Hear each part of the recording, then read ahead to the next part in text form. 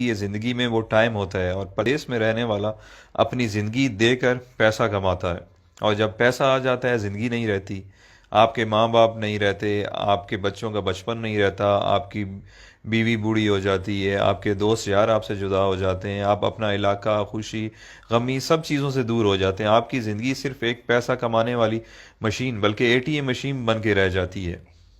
آپ مہینے کے مہینے اس سے پیسے نکالتے ہیں اور گھر بھیج دیتے ہیں، یہ آپ کی زندگی ہے۔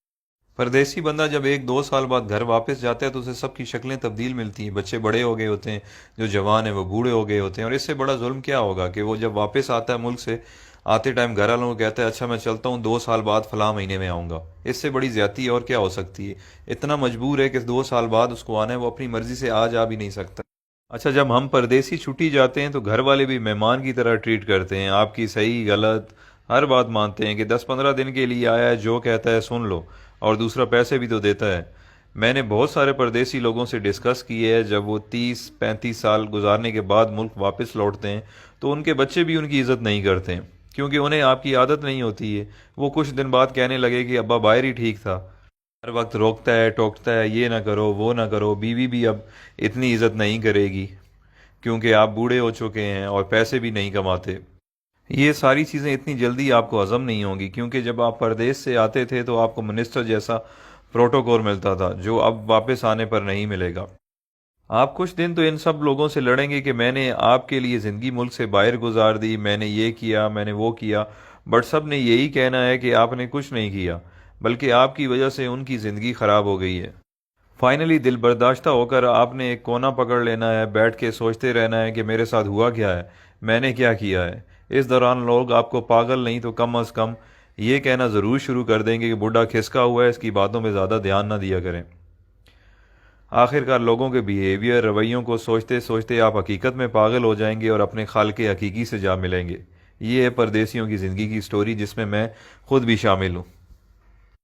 جو پردیس میں رہتے ہیں وہ میری باتوں کو اچھی طرح سمجھ رہے ہوں گے، کیونکہ جس پہ گزرتی ہے وہی جانتا ہے۔ اب آپ مجھے بتائیں اچھا فیصلہ کیا ہے؟ ایک طرف پیسہ، صرف پیسہ اور صرف پیسہ ہے، اور دوسری طرف زندگی جس میں ماں باپ ہیں، بچے ہیں، بیوی ہے، دوست یار ہیں، اپنا ملک ہے، سب کچھ ہے۔ اللہ تعالیٰ نے ہمیں اتنے عظیم لیڈرز دیے تھے جن کی وجہ سے ہمیں اپنا ملک مل گیا، بٹ اس کے بعد بدقسمتی سے ہمیں اتنے بے ضمیر لیڈرز ملے ہیں کہ ہم اس ملک میں رہ نہیں سکتے۔ ہمیں کام کے لیے، روزگار کے لیے ملک سے باہر آنا پڑتا ہے، جبکہ ہمارا ملک وسائل سے مالا مال ہے، بٹ ہم پاگلوں کی طرح جیے فلاں بس نعرے لگانے کے قابل ہیں، اور یہی ہماری اوقات ہے۔ جس دن کرپٹ لیڈرز کو آپ نے جوتے مارنا شروع کر دی، اس دن آپ کو کمانے کے لیے ملک سے باہر نہیں آنا پڑے گا۔ یہ کرپٹ لیڈرز اپنی اولاد کی غیر موجودگی میں علاج تک نہیں کرواتے، اور ایمانداری سے پردیس میں ایک محنت مزدوری کرنے والا غریب انسان اپنے ماں باپ کے جنازے پہ نہیں پہنچ سکتا۔ آپ کبھی تجربے کے طور پر 1 گھنٹہ انٹرنیشنل ایئرپورٹ پر ارائیول اور ڈپارچر میں گزار لیں، آپ لوگوں کو اندازہ ہو جائے گا کہ پردیس میں رہنے والے اور ان کے گھر والے کس تکلیف سے گزر رہے ہیں۔ یہ ساری باتیں کرنے کا مقصد ہرگز یہ نہیں ہے کہ میرے پردیسی بھائی آج ہی نوکری چھوڑ دیں اور اپنے ملک واپس چلے جائیں۔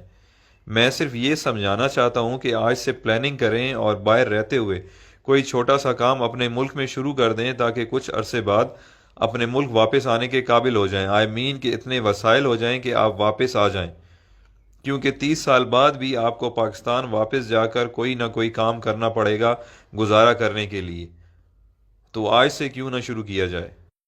سب سے اہم چیز جو ہے وہ ہے آپ کی ڈائریکشن۔ فار ایگزامپل، آپ پنڈی کی طرف منہ کر کے چلنا شروع کر دیں اور آپ کی خواہش کراچی پہنچنے کی ہو، آپ جتنی بھی جان مار لیں آپ نہیں پہنچ پائیں گے، کیونکہ آپ کی ڈائریکشن غلط ہے۔ تو سفر شروع کرنے سے پہلے اپنی ڈائریکشن درست کریں۔ آپ جیسا سوچیں گے، جیسا چاہیں گے، اللہ تعالیٰ اسی سے آپ کو نوازے گا۔